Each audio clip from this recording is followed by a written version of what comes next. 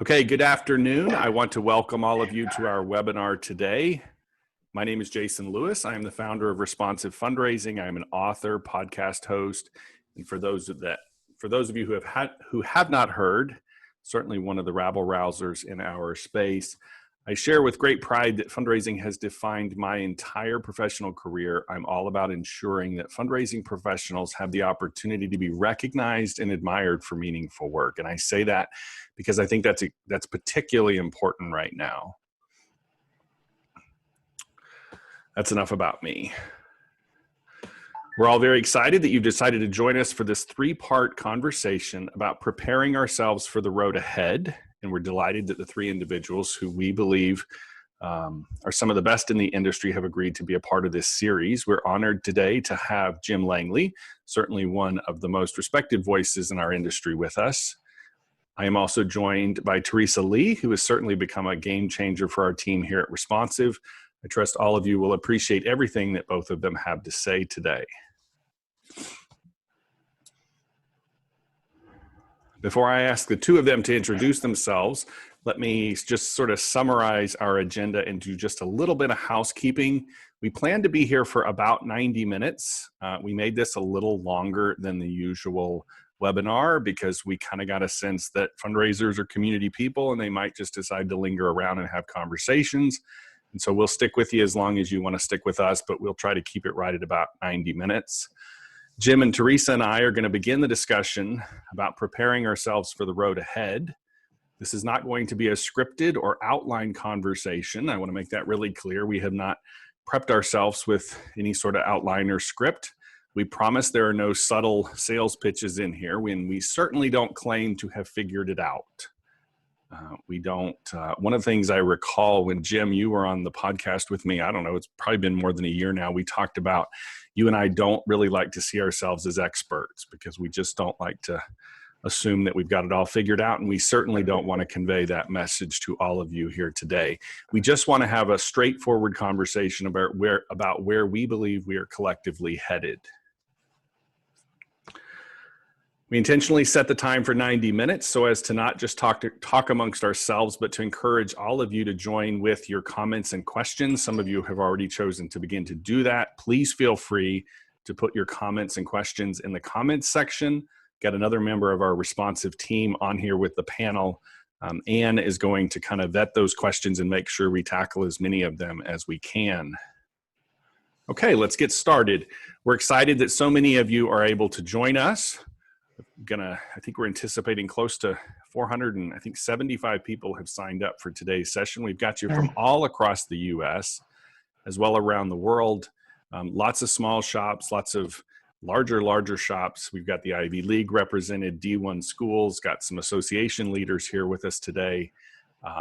Really delighted to have a very broad range of people joining with us today. My co-host today is one of my colleagues here at Responsive, Theresa Lee. Theresa, would you mind just introducing yourself? Sure. Hi, everybody. I'm Theresa Lee. It's great to see so many familiar faces, or names, should I say. I am a senior consultant with Responsive Fundraising. I have my own consultancy and then teamed up with Jason about a year ago and our colleagues across the country. Prior to that, I had a 25-year career in higher education advancement around Greater Boston, 15 of those years at MIT, and I'm very, very happy to be here today with all of you. Thank you, Theresa. Our guest today is Jim Langley. Jim is an experienced fundraising leader. I'm sure he's a very familiar name to a lot of us. Jim, would you mind just introducing yourself really quick to our audience? Sure, Jason. My bio is in your support material, so I'm not going to go through that. Let me say thank you to you, to our fellow travelers and kindred spirits joining us today. We feel very fortunate to have this time with you and to share this commitment to making this field called fundraising more sustainable, of philanthropy itself. So it's a great delight to spend time with you. So Jim, if there's anything that I believe the road ahead can be for those of us here today, it's the opportunity to begin thinking more critically and more intentionally about what it is that we're doing. I think we can all appreciate that it is often in the midst of tragedy very unpredictable, difficult times like we're all dealing with in a number of ways, that we begin to rethink who we are, why we do what we do, what we're all about. And I seem to think that perhaps now is an ideal time to relinquish some of the baggage that has been holding us back as a profession. Just as a way to tee up our conversation today, what's your response to that? Yeah, absolutely, Jason. This is a deepening time, a time, as you said, full of tragedy. People are dying. They're dying alone. Their family members are heartbroken that they can't be with them, that they're disappearing without their loving arms or their last thoughts. People are terrified as to where this thing is swirling and where it will land. And so we're full of anxiety and deep sadness for those who have suffered so much. And when life becomes serious, philanthropy becomes serious. And I think the question then becomes does fundraising as an industry get it? Does it rise to that level of seriousness? Or does part of us still remain gimmick-ridden, hokey, selfish, short-term? And what does the best part of us do to mitigate the worst part of us? Because one of the things that we know is that the body philanthropic in the United States and across the world has shrunk. In the US, it has shrunk by 13% in the last 16 years, 20 million fewer contributing households. So the body philanthropic is shrinking before COVID-19. It's going to get more serious now. And when we look back, we see one of the contributing factors to the loss of trust in institutions is vacuous fundraising, is fundraising that asks for money and gives nothing back, no psychic rewards, no difference made, no consideration of the donor, the kind of exploits. So now as we go forward in this contracted environment, it's so important for all of us who are on this podcast, this webinar today, to say we must represent the best of our field in everything we do and everything we embody. And we must also try to speak up in the most diplomatic way possible. We must check the worst instincts because they will tear not just at what we are trying to do, but philanthropy itself, the most beautiful part of human nature, is endangered and has been endangered. Now, let us rise to the seriousness of the time and let us sustain this field with more gravitas than was evident before. So Jim, given that, what can we be doing now? There are a lot of nonprofits I know that are scrambling to figure out just what to do in the now. That's one set of challenges. But also how to pivot, if you will, or change in this time that either could be very quiet or could be very noisy, depending on where you stand. What can we be doing now to assess where we are and what we should be doing going forward? So this we know, Theresa, is that the more deeply engaged our prospects and donors are, the more likely they will to give again when they feel ready to give again. So the wrong question to ask is, when can we ask? And the right question is, what can we do now to deepen affiliation and engagement? And so what I recommend is really bringing people in a more mission critical way, in a more soulful way. In other words, if you're worried about your future as a nonprofit, don't run out to donors and say, woe is me. Invite them into the discussion.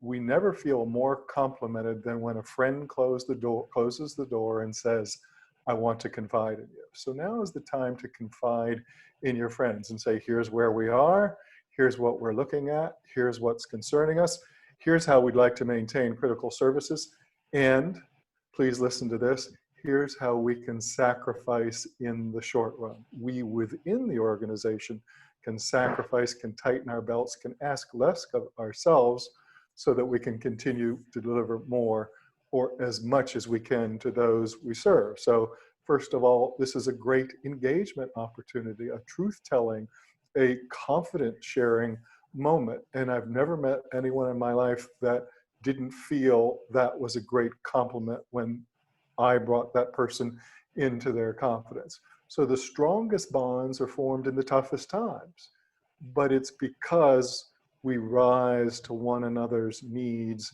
we come shoulder to shoulder and we help each other. And part of that is being vulnerable and saying, here's where we are, here's what I'm struggling with. What do you think? What would you do? So it's a great opportunity to listen. The second point I'd make, Theresa, is it's a great time to reward our loyal donors. I'm struck by how many people say, we value loyalty. We know the importance of it. We know loyal donors are living endowments. We know loyal donors become the most likely major gift donors when their means increase. And we know sustained loyalty is the single most productive path to estate giving. They say, we know that. I say, wonderful. And people who know me know try to be sort of lovingly prodding at times. And I say, how many of you can name your 25 most loyal donors by years of giving? And I get a kind of a guilty pang, and the point's already made. So isn't it interesting that we value loyalty, but we can't name it? Well, here's a wonderful opportunity to reach out and say, I saw you were our most loyal donor. You've given for 38 years. Might I ask you why you gave the first time? And might I ask why you continue to stay with us all these years? One, you're going to give them a great compliment because they don't ask much for themselves. The quiet loyalists don't. Two, you're going to learn a whole lot about the hope they invested in your organization or institution. And then you're going to be the wiser going forward. So to Jason's point, these kind of exchanges, this kind of listening deepens us when we interact with remarkably good people. And again, their spirits will soar to be called or to be reached out to with this notion of, you're the fourth most loyal donor according to years given, because many of them notice it's the big gifts we celebrate, not the loyalists, not the bond portion of our philanthropic portfolio, and not the base of that tree that yields fruit over time. So those are the two broad strategies I would suggest, and we'll be happy to elaborate further if questions come up. But let me stop there and we'll take the next question. Well, so you're talking to nonprofits that have a lot of loyal donors and perhaps close friends, board members, major donors. Some are not as fortunate to have a wide range of friends, if you will. So talk a little bit about what makes for a healthy nonprofit. How can nonprofits assess whether or not they fall into that category? So go ahead, sorry. please. Sorry. So that's a wonderful question, and let's seize on that, because I know this is also something that Jason has talked about a lot. Loyalty begins with the first gift. And so we have a tendency to celebrate the dollars and not then connect with the person who gave those dollars. So people say, well, I'd love to do more stewardship, but I don't have the resources or I don't have the time. And I say, well, how did you acquire the donor? And use the same vehicle then to listen. And again, ask why. So loyalty is wonderful as it persists over time, but it begins with the first gift if we will only follow up. So what we're seeing now as we develop the means of more rapid impersonal acquisition, and I think Jason refers to that as sort of arm's length relationships, the more rapid we get at acquisition, guess what we're seeing? The more rapid attrition. So if you rapidly acquire a donor and then go back the next time using the same rapid impersonal means, guess what happens? I don't feel fulfilled. I don't know what happened after my first gift. I don't feel brought into the community.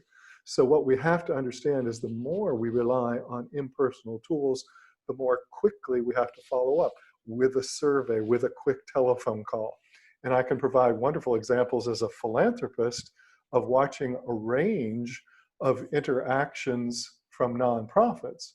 One small profit, I could mention perhaps, but what impressed me was not only how rapidly they followed up and asked me why, but the call came from a board member. within a day of making a gift. So you see, some people are picking up on it. It's not always a harvesting exercise. It's a loyalty building. It's a community building exercise. We've got to put these elements together in a better ways. So we are in an unusual time where it's hard, obviously impossible, to get together with people face to face. So some of our listeners right now are asking, what do we do? What medium do we use? Who are we contacting and how are we contacting them?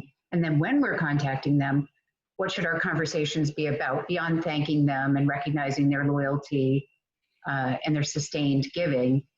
What else should we be talking about? Thank you. So the more personal the medium, the better. So look at what we're using right now in lieu of face-to-face interaction.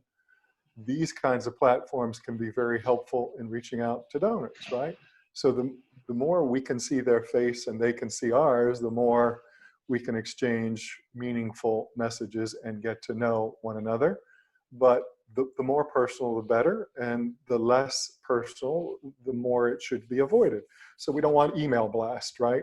Generic blast, because the open rate is so low and it's no compliment to be in some massive list. So you may want to create a hierarchy of your most loyal, your most generous donors, your best volunteers, and say, how can we interact with them personally? Just had a college president, for instance, who said he would do 30 of those in the next couple of weeks. So isn't that wonderful? He recognized the value of it and committed himself to it and asked his staff to set up those calls. So make it personal and make it an interview. And you touched upon some of the key questions that we think are important. But remember this why of philanthropy. One of the greatest insights you can get into giving is, why did you give the first time? What cause or purpose have you found to be most important? What giving experience have you found to be most rewarding? And what about your giving gives you the greatest hope? And what in your range of giving has caused you the greatest frustration? These kind of deep questions, like how can we be better? How can we learn from others? Send very positive signals and say very positive things about your organization, right? So people like compliments. We all have egos. They like to be thanked and recognized. But I can tell you from many experiences, what people like are probing questions posed by a curious person who listens very deeply. I bet we've all had some kind of experience like this. But for instance, more and more feasibility studies are very difficult to secure. People say, oh, I've been through that 100 times before. It's a setup for an ask. And you talk somebody into by sending them a note saying, no, we're going to go at this in a different way. This is about testing ideas. And they brush you off. You show up and they say, I'll give you 30 minutes. After an hour and a half, I'm saying, I have to catch a plane. A person who didn't want to talk to me has been transformed by genuine interest, by going to school on them, by trying to look into their soul and understand what gets them up in the morning, what animates the best part of them, and what do they hope to do with the rest of their lives. When we listen at that level, I promise you, people don't run off, and they feel complimented, and they remember you for a long, long time. I think it's Maya Angelou who said, people don't remember what you said. They don't remember what you did. They remember how you made them feel. Yeah. This is where this emotional intelligence comes in, and this simple knowledge that what people really want to have is to be heard, to attempt to be understood, and to sort of be validated for who they are and doing the best they can do with what they have. There's no substitute for that kind of approach. So the other thing I would add, if it's not self-evident, is who's going to do that outreach? And have they been trained? And then are you going to be scientific about the questions you ask so that you all ask them? And then are you going to be scientific about the way you gather and analyze them? And are you going to have somebody with emotional intelligence also reviewing the responses to, okay, that's what they're saying literally. But what they're really saying is, I don't feel valued. I don't feel like you care about me as much as you used to. And so one of the things we may want to do as well, Theresa, is reach out to recently lapsed donors the last year or two. They were once doing what we wanted them to do. They were exhibiting the behavior that we thought was most important. They fell away. Drives me crazy when we don't learn from failure. And how does anybody get better without learning from failure? Jason said at the outset, we don't see ourselves as experts. The minute I stop learning is the minute I have nothing to offer. I'm just now repeating what I said before. So we learn by exploring not only how people feel, but by asking, what could we have done better in retrospect? And people just are so impressed and complimented when you come at them that way. Yeah, and I think there's another category of people who have never given to us. We can learn from them as well. And there is a question here, somebody saying since his work or her work, I don't know, since my work involves extensive, almost full-time prospecting to bring on new prospects, can we hear your thoughts on how outreach to unresponsive, never been contacted, or newly highly rated alumni should happen, particularly in these times? And one of the other things I want to ask both of you is, we're in unusual times. So a lot of what we're talking about should happen in any time. But are there differences now about the types of conversations we're having? Obviously, the medium that we're using has changed. And Jim, you talk about your relevance, demonstrate your relevance, which I think is now more important than ever. Yes. And it relates to the times that we're in. So I'm going to mash all of that up and try to help one of our watchers here. Jason, you want to jump in there? And also... Yeah, I don't know that I wanted to get the, one of the things that I wanted to do in this conversation, because I know we have so many fundraising professionals in the quote unquote room, is, and I think this kind of gets it at Theresa's question, and I'll allow you to sort of redirect the question or clarify the question. But I think this is kind of along the lines of where Theresa's trying to go. I think in the midst of some of this uncertainty and unpredictability of where we happen to be, I think the opportunity is for us actually to learn how to do what fundraisers should be really good at doing now anyway. And so now ought to become the opportunity to sort of step into the ambiguity and the uncertainty of some of these conversations. And so when I suggest, like in my opening comments, the idea that we sort of need to leave behind some of the baggage, Jim, I think some of the baggage that we've carried with us is, dates all the way back to the Industrial Revolution and everything that has sort of been in our economy for a century. And it's that idea to sort of predict outcomes. And so fundraising has, up until this point, been carried out in a very predictable manner. And I think so much of the opportunity for a lot of the people on this call today is the possibility of now learning how to pick up the phone or reach out to someone and not have a clear answer of where it's going to go.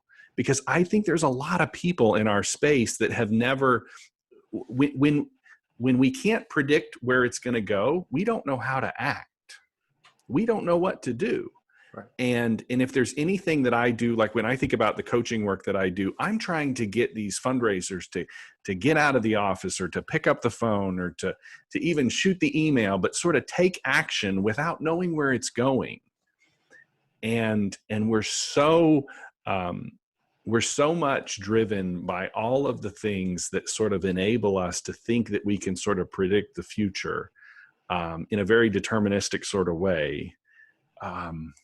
That's not what I think fundraising is supposed to look like at its best. I don't think philanthropy, there's a question, I'm sort of rambling here, but Jim, you can keep up with me. You've kept up with me before. There's a question on here, for example, some of the uncertainty of whether or not we try to engage with a donor whose interest or concerns may be in another place. That's not something that by picking, there's no way for me to know in a moment. I believe I can't, I think he's from Washington, D.C. He asked the question, he's basically asking the question, if I pick up the phone and find out that my donor is more inclined at this particular time and place in history to give to another organization, what level of sensitivity should I have to that? Well, there's no way for me to predict that, but that should not prevent us from picking up the phone. And that is what adds that richness to the relationship that a lot of us just have never experienced because we maintain these arm's length relationships.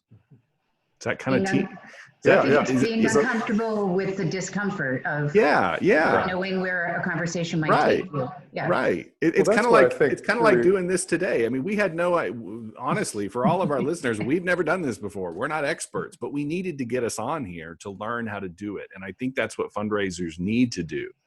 I think that's where the opportunity is. That's the silver lining. And I think that's the value of curiosity is you're calling someone up or you're engaging them just to get to know them, and you're not trying to get them to know them as a potential donor. You're trying to get them to know them as a human being. And most of the people, if not all the people we're calling are giving, and there's some talent, there's some passion, there's some conviction behind that giving. And those are always good places to start. Another variation on that theme, Theresa and Jason, is to have your president or CEO send out a letter now and say, this is such a wonderful time for us to go into listening mode, to reflect on how well we're doing and living out our mission, if we've kept the confidence and faith of people who have supported us or even people who know about us. And in the days ahead, if you get a call from one of our representatives, please take a few minutes and be as candid as you can. So it's really hard because of people's skepticism, because they've been ambushed so many times by bad fundraising. If this is the first contact, it can be really hard fighting through that skepticism or even getting people to take the call. So anything you can do to preview, or if you're a fundraiser and you want to send something out in advance to say, I'd love for you to give me your candid reaction to this, a plan, a new initiative, a review of what you've been done. I don't know. Anything that says, I'm not going to sneak up on you. It's a huge trepidation that many donors have based on bad experience. And if I could, let's just talk a little bit about the acquisition of new donors. I think the single most difficult job out there today is a frontline fundraiser who's being tasked to acquire a new prospect on the basis of generic institutional or organizational support. It is the most heartless, difficult, discouraging task because it's missing what's really happening. It's sending you out on this very kind of loose mission, hoping that through charm or some charisma or something, you're going to grab a hold of somebody and convince them that they should help your organization sort of meet its fundamental budgeting needs for the year. This is a terrible job. Well, what's better then, of course, is to say, first of all, let's stop talking about fundraising and let's start talking about facilitating philanthropy. So we're not making anybody philanthropic. Some people will quarrel with me and say, oh, I did this once. All right, fine. Most of the people we'll meet on our journey are already philanthropic, are already giving of themselves. And so how do we meet them? We don't meet them to acquire a donor for our basic purposes. We try to figure out the quest they're already on. We try to figure out what's motivating them to do. And when we acquire, we say, if you care about older folks, did you know? If you care about at-risk teens, did you know? Oh, you're a veteran. Did you know? You see, you always tie it back. Then we're not fundraising. This is now about a value exchange and a linking of values. So when we think about ourselves as facilitating philanthropy, which is, by the way, how philanthropists want us to be, facilitators, not not stalkers, not people who talk too much and don't listen. So when we think about ourselves that way, but you see, all of this requires us to do homework. And if we can't do homework, if we don't have the means to do the research, to ask some really genuine questions right at the outset, right? Here's what I'm trying to do. I'm doing a survey to learn about philanthropy itself. And I wonder if there's a positive philanthropic experience you could share with me. What's been your most rewarding philanthropic experience? We want to learn as an institution and watch what happens. So we, again, careful about acquiring donors. Now, there was, I think, the word alumni in there, and be real careful. And you're talking to somebody who's been through this process as my alma mater has attempted to acquire me. You know, you've studiously ignored me for 30 years. The first person who calls me up is a fundraiser who says, Jim, Dave, right? Now, you said you imparted critical thinking skills. Every institution of higher learning does. And now you're hoping I have none, right? That I cannot see this coming. You haven't done your homework. You don't even know this is my field. So if we're reaching out to alums and the record shows there's been no interaction, no connection, is it the frontline fundraiser? And if it has to be, if you have no choice, what are you going to send that person in advance? Or what are you going to say right at the outset to say, I'm not rah-rah, I'm not shining you on, I got a job to do. Tell me your feelings toward your alma mater. How about starting right there? Tell me about debt. The thing that drives so many alums crazy is they're paying off their debt, which they think is keeping faith with their alma mater, and then alma mater says, give back. Our research says the answer is almost predictable. I've given and I am giving back in the form of tuition payments or debt payments. See, they don't want the lecture. Jim, isn't that facilitative? Use the word facilitate. Yes. You and I have talked about this same concept, and I think if there's anything that, like, our people that are listening right now really need to sort of wrestle with, is this notion that so many of us think that fundraising is like, we're point A and our organization is like, you know, the donor becomes what's in the middle.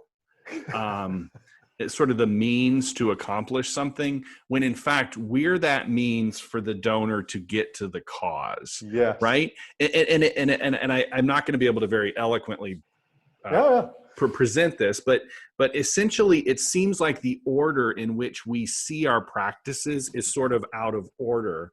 And we don't recognize that the donor is here with the resources to advance our cause, which is over here. And we stand there as the bridge builder between the two.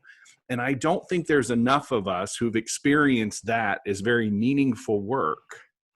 And instead, we've always been this, I can sort of save the world, if you will, by getting this means here, the donor that we're sort of seeing as essentially just something that we can sort of manipulate and compel to do something, right, in order to, and I don't know if enough of that's some of that baggage that I want us to sort of unload.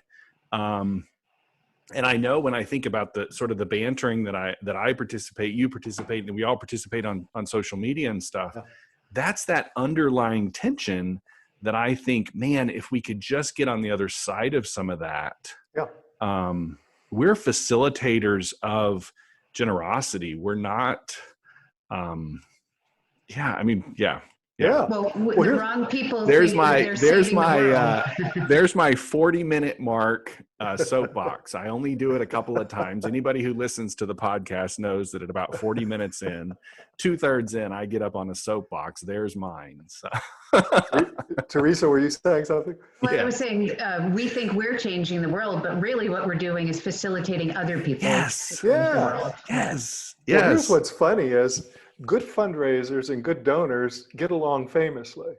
What drives them apart and why we lose both of them is unrealistic institutional expectations get interposed between these people. Right. And so Penelope Burke says, you know, who's studied this for a long period of time, says over asking is the single greatest reason we lose donors. And the second one is asking for generic institutional support and just repeating that over and over again. That's Right. why and she says, all adept fundraisers know that, but when they communicate it back up the food chain, it gets dismissed. It just goes out. They're making excuses. Right. Blah, blah, blah. So if we can get unrealistic expectations out of the equation and let donors and fundraisers alone, wonderful things will happen. Yeah. Because good fundraisers figure it out. And that's the joy. Okay, what we're all talking about here, and there's a lot of people that have come long before me, and I'm sure you've used this term, and Theresa, I know you've got colleagues and friends that use this term, but that is the true joy that we can find in this work. But there's so many people in our space that I feel like, leading right up to this moment, have just been absent of the joy that can be found in being in that facilitative role. And now seems to me like the opportunity to begin to experience that. And it's sometimes only going to be that joy. And this gets back to like David's question in Washington, D.C., the uncertainty of picking up that telephone and making a connection, even on the chance that that donor says no, I guarantee you is going to come back around. I'm not going to name his organization, but his organization right now is not at the forefront of this particular issue right now. But his organization is extraordinarily important in the context of the history for an enormous group of people, and is critically important for our country, for our world, for the injustices that get you all get it. And so what he needs to be willing to do is pick up the phone, engage with that individual, possibly be told that no, now is not the right time, because when the road ahead will come back, we will get to the point where people will want to again remember what he represents. Right. His cause is not going away. Right. His cause is just not front and center right now. Right. Yeah. Yeah, I think it's somehow this just more human way of being at the outset is stop acting like, people on this platform today are not that way, but this kind of stilted, I'm going to win you over fundraising approach is irritating to everybody involved. Just come at people in very human ways. I can remember being in situations where I was with donors and I was at sea and I said, I'm not sure how to behave at this moment. Yeah, right. What is it that you would like from this institution or from me? Something was happening, or here's what my job entails. From your point of view, how could I do it better? Or how could the institution equip people like me to do it better, right? So why do we pretend when we let down this veil and just say, okay, I'm doing my best here too, help me do a better job in a way that's more consistent with who you are? It's pretty disarming when people are that point blank honest with us. But that doesn't get taught in fundraising conferences. You see this bravado all the time. And, moves management. I went in and moved them from A to B to A to C. I'd love to have a donor in the back room to bring them out and say, is that what happened? You were sitting there passively and this, Svengali came in and just got you to, you were a cheapskate and this person turned you into a rollicking rich philanthropist. I mean, come on. Yeah. What you're talking about is being vulnerable and real. Yeah, real. Yeah. Yeah. Real. But it's a comfortable vulnerable. It's not a scary vulnerable. Does it? Isn't there a place? Isn't that what this sort of time and sort of space makes? I don't know. I just think about some of the narratives that have sort of played out in my professional journey as a fundraiser. And I think about some of the places that I've walked with donors, and I never knew that we were going to get there at the beginning. Right. And I remember some of the expressions on people's faces. I talk about this in the beginning of in my first book, and I talk about this gentleman who walks through the door with this. It wasn't an extraordinary gift, but it was a $10,000 gift. It was extraordinary for him, and I never would have known when I made that first encounter, probably 2 years earlier, that we would have ever gotten to that place. And that was a shaping and a forming of my understanding of what this work is. Yeah. but I also know that I could have interacted with Mr. Walker now. I would have figured it out. It was a very uncertain, unpredictable sort of scenario that I stepped into. But I could figure that out now. I don't have the advantages of being able to pull up in his driveway and take him out to lunch, on a quarterly basis, which is what we did. But I think I could figure that out now. And it's sort of that adventuresome curiosity, use the word curiosity, that I think some of us need to sort of reach for and find. Well, I can, since we all share successes and not vulnerabilities, I can tell you a story of when I was at UC San Diego, my second vice presidency, and was interacting with a donor. I don't mind telling you her name, Darlene Shiley, because many people in San Diego who might know that name, very prominent, outspoken philanthropist. My first one or two meetings with her, it seemed like I could not do anything right. Whatever I said, she took objection to, she pushed back, scolded me. And I think it was at the end of the second meeting, I said, Darlene, I think I failed because I'm somehow not connecting with you. So I think the best thing for me to do is to transfer this responsibility to some other institutional representative. And I'm sorry I've done so poorly.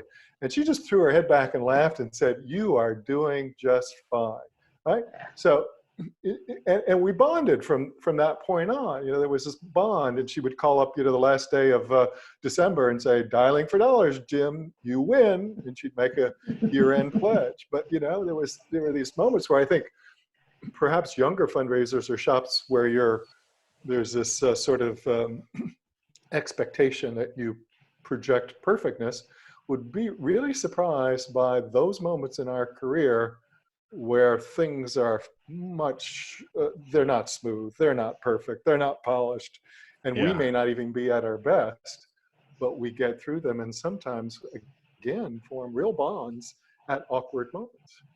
Jim, well, maybe this is the moment to try being vulnerable, since we are all feeling vulnerable. Yeah. If ever there was if you're not practicing that already, this might be the moment to try. Absolutely. Jim, there's a couple of people who have asked some questions. They're sort of asking us to sort of get to the brass tacks on where the future of the profession is. And a lot of people have been here. Anyone who's been listening to me for the last couple of years has been, and my opinion on this doesn't change. But for those of you who are listening, I'll sort of bring you up to speed. And then, Jim, I'd like you to respond to this. Sure. And you're familiar with my sort of theory of where all this is going. Yep. I think the profession is going to increasingly become more narrowly defined on the type of work that we're talking about, not because we will continue to acquire new donors, and we will continue to solicit what I generally refer to as some of those trivial gifts, those smaller gifts, and certainly those initial gifts.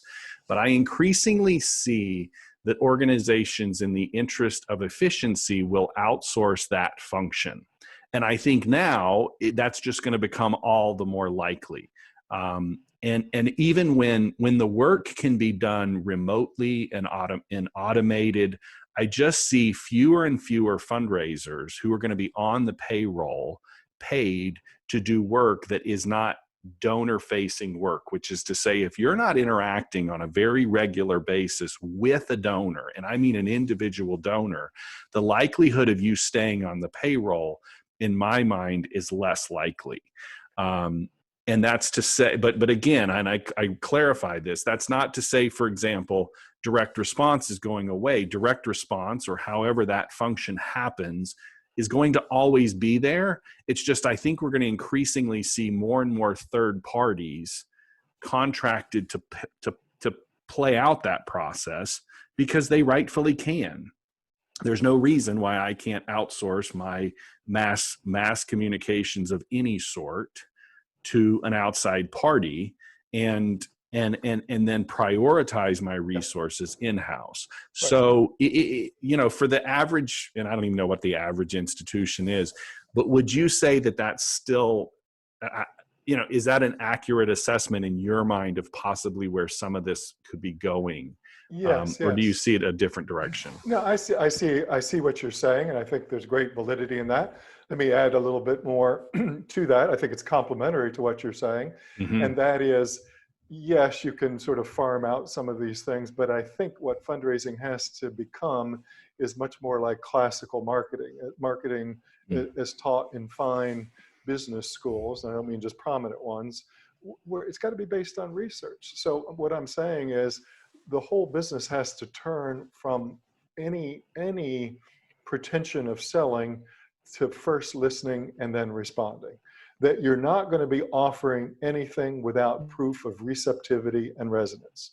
You're not going to wander out as a lone wolf and guess when you make the call, because one, you won't get the appointment and you won't know what to do when you get the appointment. So the broad appeals, I think, will be more marketing based. And I know some people will say ours are, but let me look at the research and really see if that's the case. Let me see at how you acquired and how you narrowed the field. There's still too much spraying and praying that's going on. So we got to get past that, because you can send me something. I pick up my mail. Look, this is not me. This is everybody. Go to the mailbox. I sort through. I go directly to the trash for anything that doesn't resonate with me, appeal to me, somehow say this is directed at you or someone in the family, right? So whatever money you spent on that, just go down the drain. But if something comes through that says, oh, that sounds like me, something like me, it gets a look, right?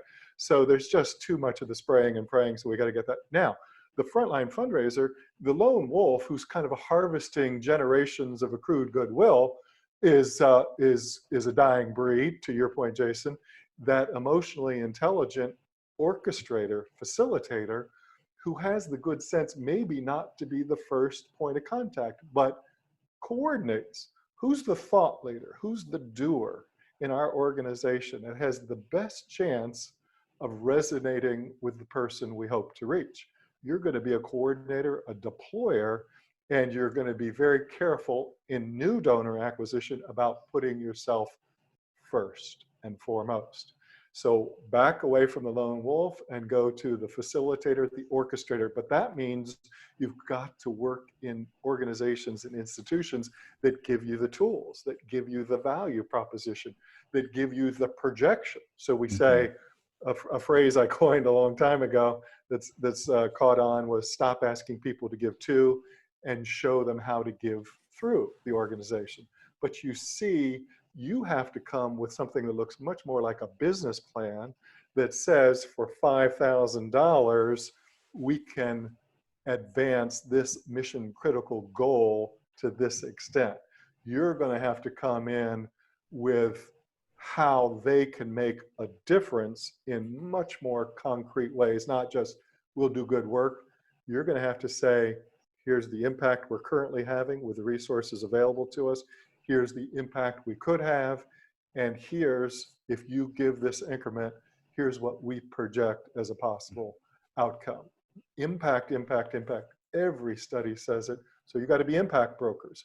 But you see, Jason and Theresa, lots of fundraisers know this. We got to get up the food chain and say to boards, to CEOs, to presidents, you're wasting the immense talent you have of your frontline fundraisers by sending them out with these generic appeals and your categories of funding.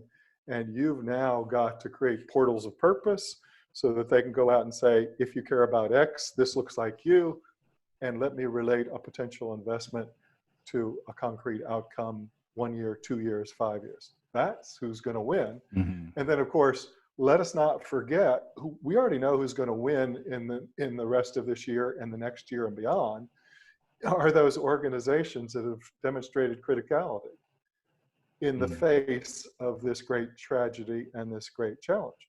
So while trust in institutions is down, watch how trust in healthcare, hospitals, frontline healthcare professionals is soaring up. Gratitude is pouring forward. Then watch how the most adept of those capture the wave of gratitude and start to project, and we could reduce our vulnerability going forward. We could have the equivalent of a Marshall Plan for healthcare. We could, right, boom, here's what we did, Now imagine how we can create better, more equitable, more responsive forms of healthcare. So let us never, ever forget that the doing of good deeds, particularly deeds that are so critical to human need, always will be the first step in philanthropy. Always create the acquisition that becomes possible through fundraising. So maybe to your earlier question, I'll be quiet at this point, is to go back and saying, what are you now doing to project criticality? What are you preparing to do to say, not when fundraising comes back, but demonstrating the impact you could make for the rest of this year and beyond in areas that people care about?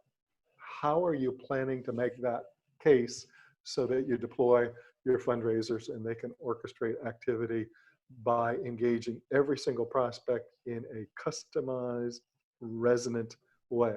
We got to get better at the first visit and bring all those elements to bear. I think so. Ronald's asking a question, and I don't know if he knows that anyone who puts the word Wizard of Oz in their question knows that it's going to provoke my thinking, because I'm working on my second book right now, and I'm using the Wizard of Oz as a critical analysis sort of lens to look through. But let me see if we understand what his question is, because I think what he's getting at, and I'll read it verbatim, Ronald, for your benefit. But I also want to preface it with, I think what he's getting at is when is fundraising going to get to that place where we're truly facilitative and we don't already have answers? It's that notion of sort of coming to the table with essentially proposals that are already what we want to do and actually being more facilitative. But his question is, please comment on the leaders of many nonprofits take a Wizard of Oz-like approach to moving their organizations forward.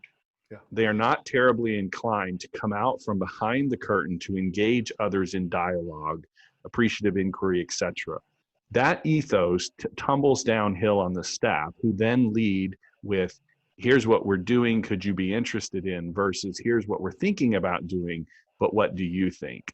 So I think what he's asking I think what Ronald's getting at is, and I certainly have to agree, it's that idea that some of the joy that could come from where we find ourselves now is to get into real, meaningful conversations that don't necessarily have predetermined outcomes already figured out.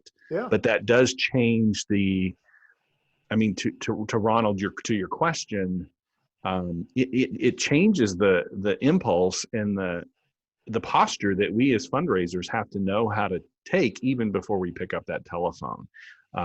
That's an internal muscle that I don't think enough of us have developed.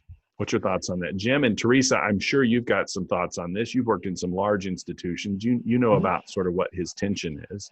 What's your thoughts, Theresa? And then we'll let Theresa. Jim. Yeah, go ahead. Yeah, well, it's always interesting when those same people behind the curtain have to get out from behind the curtain and have a donor meeting. I've certainly interacted with leaders who suddenly, when they're on the front line in a donor meeting, get a little cold feet and nerves and all of that. So that's not a bad thing. You know, I know you talk, Jason, or we talk in Responsive about teams in subs, meaning we bringing substantive conversations with our partners, with our deans, with our content leaders. And that helps them see what the process looks like, who our donors are, and what the conversations are like. It also helps them understand our work, and we get to teach them. One of my proudest days was at MIT teaching a bunch of nuclear engineering faculty how to fundraise. So if you can imagine, I went home on cloud 9 thinking I was brilliant because I was teaching these brilliant people something they didn't know, which really gave me pause about our profession. Is our content leaders, our leaders in general, this is not their first muscle. That's not one they flex all the time. And so we have to help and teach them and manage. And so if they have blind spots about how fundraising really works, part of it is on us to help and facilitate and teach them. And the best way I think to do that is to bring them out in the field and put their feet to the fire, so to speak, and see how they react, and then debrief them from those experiences to find out what did they learn, how would they change their behavior going forward. Well, But Jim, you've been closer to that fire. yeah, no, I mean, just I would add to Ronald's question is, look, the market will ultimately do this. It can be slow, but since the market is contracted before COVID-19, will contract now in terms of people's capacity to give, even though the intention is there. What happens is people become more discerning, and with choices, they gravitate to the non-Wizard of Oz options, right? And that's already been happening. So those people will be laid bare. But I would say, let us not forget, even when we're in very difficult situations, maddening situations, don't forget the donors. So my way of always dealing with maddening attitudes within was to go back to the donors and engage with them and keep trying to report back what they were telling and what they were sharing. So it's just, I want to caution us all against being so frustrated about the superstructure of management that we go, when we should be turning to our donors and doing everything we can to give themselves, to give them consideration. And in so doing, that will replenish us. Even if the higher ups don't get it, at least the donors will see a frontline fundraising professional doing his or her best.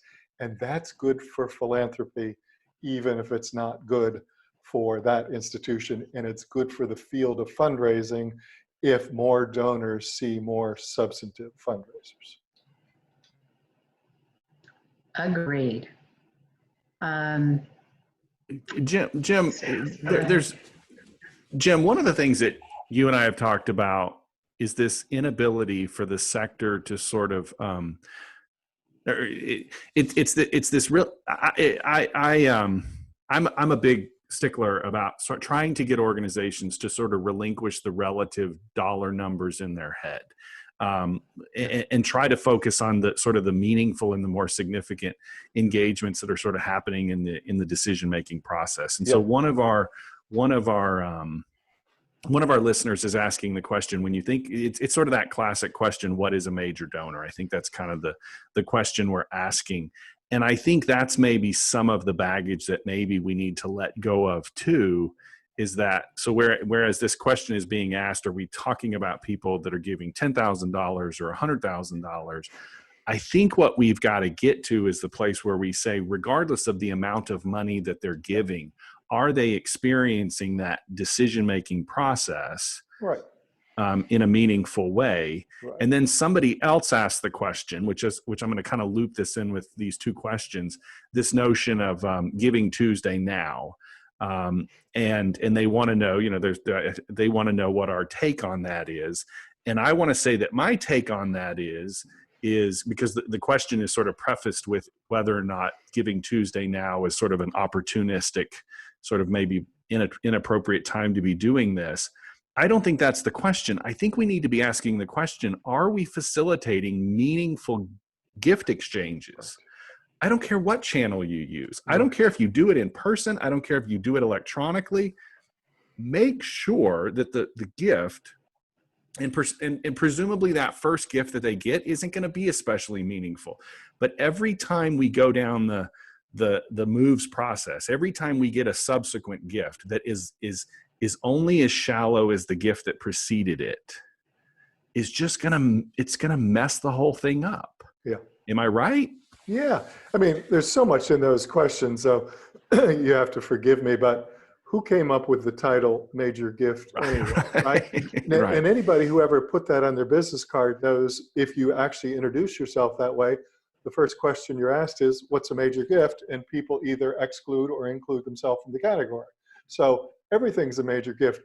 $5,000 to a food bank is a hugely consequential gift. Yes. $1 million to a major university gets lost in the ether somewhere, right? Yes. So, but you see what it is we've tried to create this taxonomy of giving, as opposed to what I think we're all suggesting is definition and projection of impact. With this, we could do that. So what I say to even small colleges is, when you're raising annual funds, say, could you help us build a scholarship?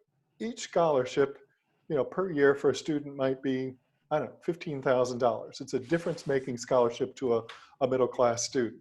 We want to raise 100. We're on the 45th, and we've got $8,000 in.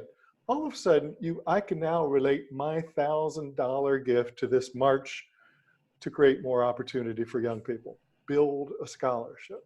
So what else is it that we're building? We keep trying to park money into categories as to build, as opposed to building something lasting that all of us can point to and say, I was a part of that. I built a scholarship at that institution. I did this, I did that. So let's stop categorizing gifts and let's start showing how any gift of any magnitude can build something that we can all say, I was a part of.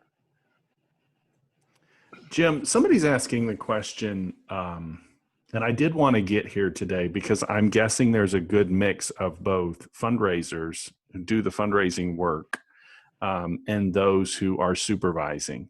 And one of the things that a lot of people have probably heard me say on the podcast, for example, is that I think fundraising has more of a supervisor problem than it does a fundraising problem. I think, and I actually, with my first book, I did some research in the healthcare field, and I was amazed at the idea that healthcare is able to look at the way that it knows how to nurture and care for and steward the relationship with the nurse, the nursing employee, in order to tell whether or not patient care is actually working or not.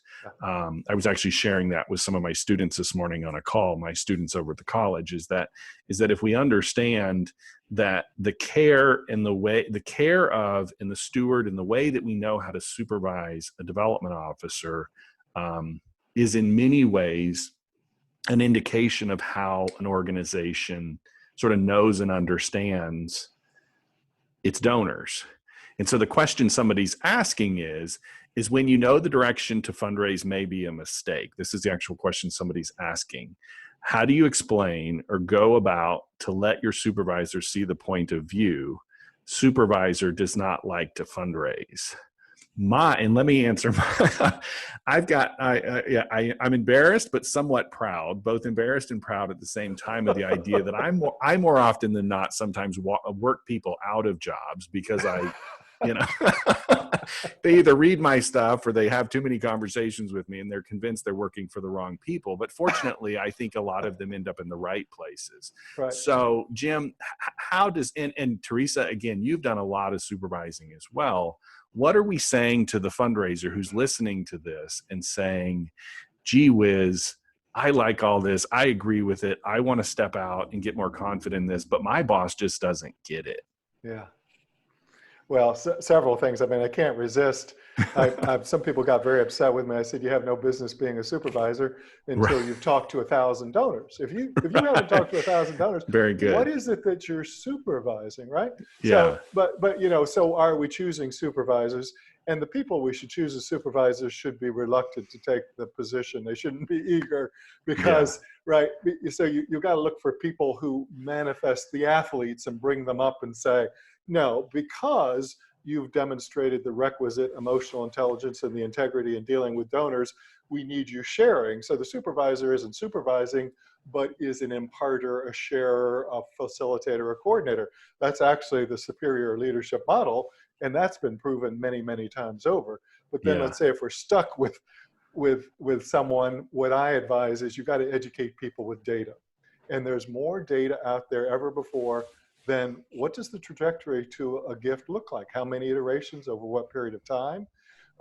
So if somebody's flogging you to get a gift within a year, did you know that $1 million gift is usually preceded by 15 years of previous giving? Right. Oh, we may not be looking in the same place. Did you know, and in a recent Market Smart survey, people were defining major gift in all kinds of different ways, from very modest to very large. But everybody said it's a year at the very minimum, at any level, to secure a major gift, and often looks more like 2 years. So why isn't the supervisor creating metrics that comport with the behavior? What the trouble with supervisors is they try to get both donors and fundraisers to do what doesn't happen. Right. But to speed up the rhythm of philanthropy. That's like saying, make that tree grow faster so it bears fruit sooner. You know, that's an unrealistic supervision. So we got to get supervisors to understand the natural rhythms of philanthropy and then task people according to those rhythms. You know, we'll use your judgment. Year one really deepens the relationship. In the second year, we should start seeing something that looks like a flowering and maybe toward the end of the year, a budding, if not a bearing of philanthropic fruit. But most people don't work in those environments, unfortunately. It takes a seasoned fundraiser to know what this business is really about. But when use data, I mean, I go into conferences with presidents, you know, and they're tough. And I just bombard them with this kind of data. And it's like, wow, at the end, I didn't realize that. Nobody ever explained it. They would just say things like, it's about relationships. Yeah. But very often leaders need data. What does it mean to be about relationships over what period of time? What's realistic to expect? When? So we got to get more philanthropic behavior in front of those supervisors as measured by a lot of the good data crunching services we have these days. I can tell you your tree analogy is resonating with some people I know on here. I'm seeing that. Well, what bothers, if I could just build on that for a second, is, so think about the tree and think about the fruit being philanthropy itself, right? You can drive a car into an apple tree and dislodge a lot of apples, right? So you can say, that worked. Look at all the fruit we got. But you may damage or kill the tree, right? This is what we keep hearing people say, it worked. That's a little bit of my gripe about giving too. Oh, it worked. Wait a second, folks. You have to assess both the immediate yield and the long-term damage. And if there's one telling thing about fundraising is the obsession of the short-term yield has created in some areas long-term damage. We've driven too many cars into too many trees and said, look what's in the bushel basket. And we haven't asked about the long-term health of the tree, the yield of the tree over time, and the state of the orchard, the new plantings. So step back and start thinking about an orchard metaphor, and that we are orchard men and orchard women, and we'll get to a far better place if we can get people to understand that. You have to wait until the fruit is ripe before you pick it. Yep. There you go. And there is no low-hanging fruit. Whoever came up with that phrase. Yeah. Jason gets irritated by Wizard of Oz. I get that low-hanging fruit. Yeah. Stop that. So we have a burning question from a former colleague of mine who is wondering about, given the times that we're in, and we've entitled this, you know, The Road Ahead, how can nonprofits, particularly those on the precipice, how can they pivot now to prepare themselves to be healthy going forward? Yeah, so now you're in a lifeboat. So here's what worries me is your institution, all of us just hit an iceberg called COVID-19. Yeah. Are you going to try to stay in that fancy boat you had? Or are you going to get in the sparest kind of lifeboat that will get you and your mission to the other shore, right? So now you're in a lifeboat. And now think about lifeboat behavior that requires more collaboration among ourselves. We can't be competing for similar causes, each sort of saying, me, me, me. So can we start forming nonprofit collaboratives of people doing similar things so that we can say you can help at-risk teenagers by giving to this collaborative effort, and we're all working toward these goals. So think about that lifeboat, and the lifeboat says we're determined to get through, to keep advancing mission toward the far shore and asking less of ourselves and better collaborating among ourselves. This is what more and more donors, not just foundations, are going to be looking for. We tightened our belt. We jettisoned everything that was overweight. We put some people on contract. Some people, right? Every person I interview, almost every person I interview on a feasibility study says, we had to go through hard times. We had to tighten our belt. We had to make tough, heartbreaking choices. What have you done before you come to me saying you need more? So think about that, another metaphor, that lifeboat metaphor, lean, spare, but still rowing to the far shore, even with the ice floes around us, right? So that becomes very critical. You've got to tell people about tough choices, about trade-offs that you made, about where you pared back. I cited one on a LinkedIn post where, a small nonprofit and the senior staff all said, we're foregoing 10% of our salary for the rest of the year. They did that on their own. And the board was so impressed by that self-sacrifice that they stepped in and said, we'll guarantee there'll be no job loss this year. So you see, sometimes asking less of ourselves and being self-sacrificing is important. And we talked about supervisors. Read about leaders across time and space. They're the last one on the boat. The men and the women, the troops always go before them. George Washington was the only officer at Valley Forge not to take a leave the entire time. He never left. The men never forgot.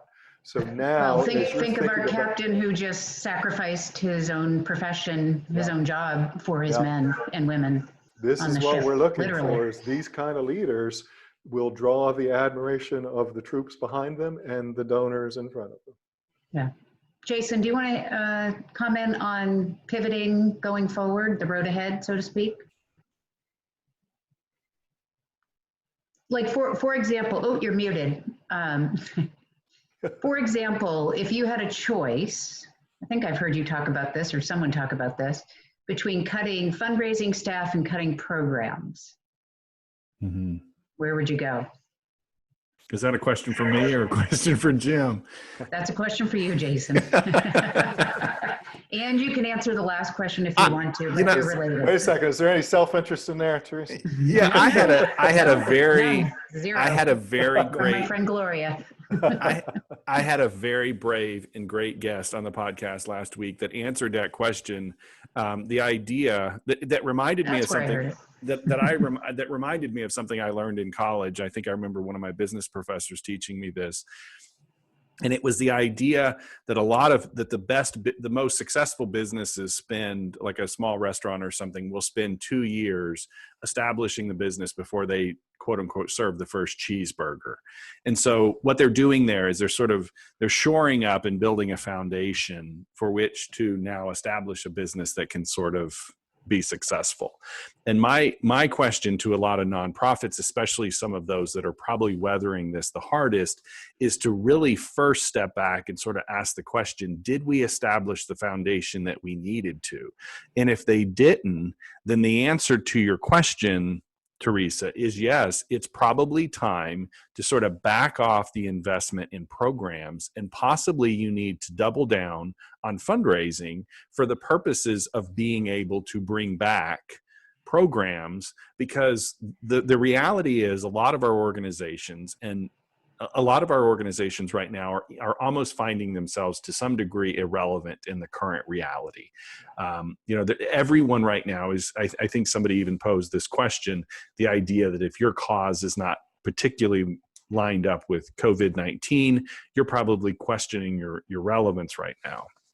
But the fact of the matter is that when we do come out on the other side of this, when we do get on, when we start thinking about the road ahead, we're going to be all the more relevant and all the more necessary.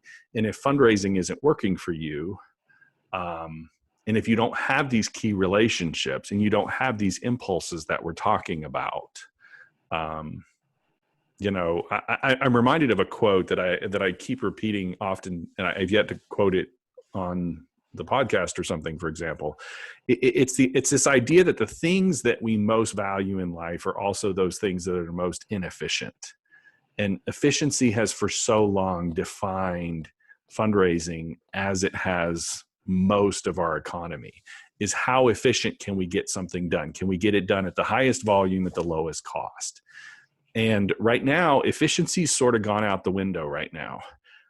Everything that wasn't really working, everything that was efficient worked up until about 6 weeks ago. And now we're all kind of hunkering down, and we're with the people that we don't have the most efficient relationships with, but they're also the people that we care the most about. And we're finding ways to engage and interact in ways that are uncomfortable, make us vulnerable, all that sort of stuff. Anyway, I don't know if I answered your question. Well, I think it was a question of pivoting and programs and fundraising, and I think you did answer, saying if you had to cut something, cut the program. Yeah, I do because think. I think what you're really saying is don't cut off the source of your relationships that fuel those programs, because then the bridge that is used to fuel the programs will have to be rebuilt afterwards. And maybe the programs go on, but nobody's talking to the donors that are fueling those programs, because you cut your fundraisers, and that's a silly thing to cut. Maybe we're self-interested, but I don't think so. I think it makes logical sense. So, Jim, I want to sort of give you an opportunity to sort of bring this to a close, and I want to, a very good friend of mine. I think I think you might know Billy as well. Works over at Gettysburg. Billy asked the question: what are the behaviors that we most need to try to avoid, and what are the positive behaviors that we should probably try to most exemplify? And I think that's a really great place for us to sort of bring this first conversation in this series to a close. So what are the things that you most suggest as you think about, Jim, everything we've said here in the last 90 minutes that we need to most avoid? And for a guy like Billy, who's now Billy's a major gifts officer working for a private college, interacting with major donors on a very regular basis. What's your advice to him in terms of what behaviors he most needs to exemplify? Is that a good place for us to wrap up, you think? That's great. Thank you. And again, thank you for this opportunity and for everyone listening. So we need to avoid anything that looks like selfishness, and selfishness can look like me. It can look like short term. Am I going to survive, as opposed, is the cause going to survive? Can we go fight in the woods? Can we go virtual, right? Don't forget the cause, and don't get wrapped up in physicality.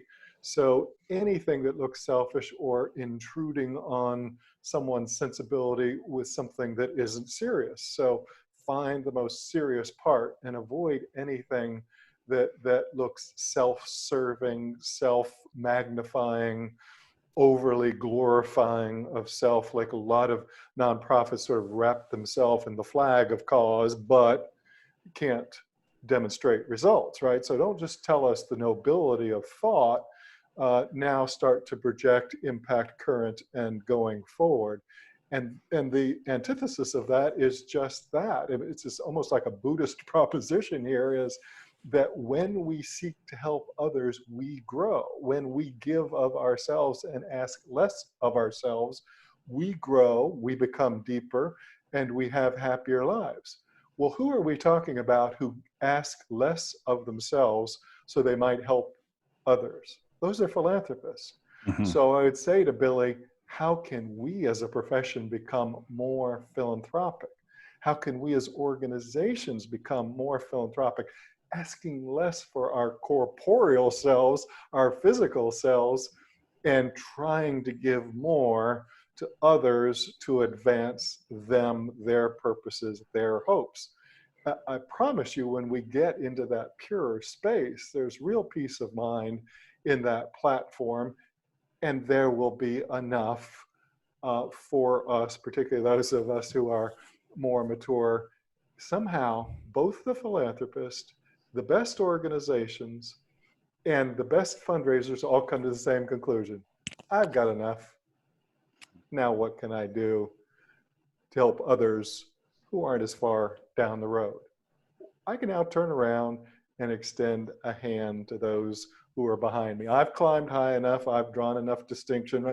Now how can I turn and help? That's the attitude, is I got enough. I'll be okay. Yeah, Jim, thank you for bringing this to a close for today.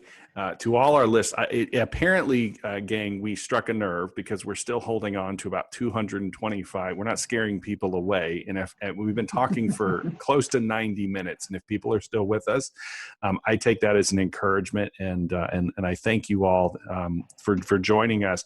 I don't want any of you to think that this conversation is over. About half of the people that registered for today's session also registered for next week and the subsequent week. Next week, we have Kathy Drucquer Duff, who actually is a friend that you recommended I interact with, and had her on the podcast. I think it was about 18 months ago, Jim. She's on the West Coast, works in higher education. I think she comes from 25 plus years of experience. I knew you would appreciate that. And then we're going to wrap up this series week after next with Tim Burcham. Tim Burcham has been 3 decades in the fundraising space, very strong leader in the Association of Fundraising Professionals with AFP, sat on the national board for quite some time, and now chairs the foundation board at AFP. So we're going to wrap it up with him. Thank you, Jim, for being with us today. I do look forward to buying you lunch again. You're only an hour away, and I will. Did you buy lunch before? I don't know, but I will do it. Delighted to. And Theresa, I think for our first time around, I think we did okay. We've never done this before as a team. Nope. And for those of you who are with us, thank you again. We will be putting up, last point, we will be putting up a webpage. The webpage is actually already there at responsivefundraising.com/theroadahead. And so all of these broadcasts, including this one today, will be available for you to watch again and to share with your colleagues. And Jim, anything that you would like me to share, as I shared with you in an email, anything you'd like me to put on that webpage, I will be happy to do that. We'll get some information about your firm and your team, and so people can reach out to you as well. Thanks you again. So everyone have a